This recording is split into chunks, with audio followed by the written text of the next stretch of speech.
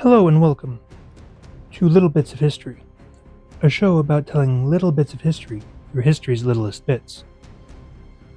October 13th, 54 AD. An old man lays on his deathbed, the pain enveloping his mind as his vision starts to dim. His wife standing at his side, weeping publicly for her husband who is not long for this world. It seems like a picture-perfect good death for an old man, especially in these times, but whispers begin to stir. For all may not be as it seems. The man in the bed is named Tiberius Drusus, but this is not the name he will go down in history as. This name will be largely forgotten. We know him as Claudius, Emperor of Rome. His wife is Agrippina the Younger, whom we shall be referring to as Agrippina for the purposes of this story. And this is her third husband. She had been working long and hard to get her son Lucius into the position he's in. Claudius had adopted the young man some time ago, and due to Agrippina's doing, young Lucius is in the position to take the purple, and take it he shall.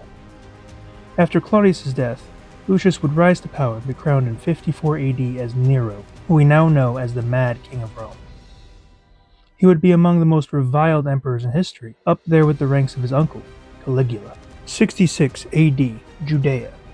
Nero is just 29, and is now a seasoned emperor of 10 years. A herald arrives from Judea. There is an uprising. Upon mustering the troops, Emperor Nero dispatches his soldiers, helmed by Titus Vespasianus, a trusted general of Rome. Titus would ascend to be emperor under the name Vespasian, but that is many years away. Now he sets sail with his 3 legions in tow to quell a rebellion in Judea, in the name of Rome and Emperor Nero. Among the insurgents in the Jewish revolt were the Sicarii, a group of Jewish assassins who took to targeting Romans as well as the Jews who collaborated with them. They were closely related to the religious zealots, and their extremist beliefs came from those ties. Their main weapon was the sicca, a dagger they concealed in their cloaks, as told by Josephus. This group is credited with being among the first recognized modern-style assassins, being the secretive and stealthy type, who used targeted maneuvers and covert operations to eliminate their targets.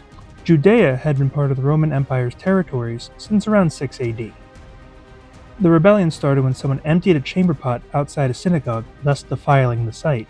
Chaos ensued, riots broke out, and insults were slung at the governor of Judea, Florus.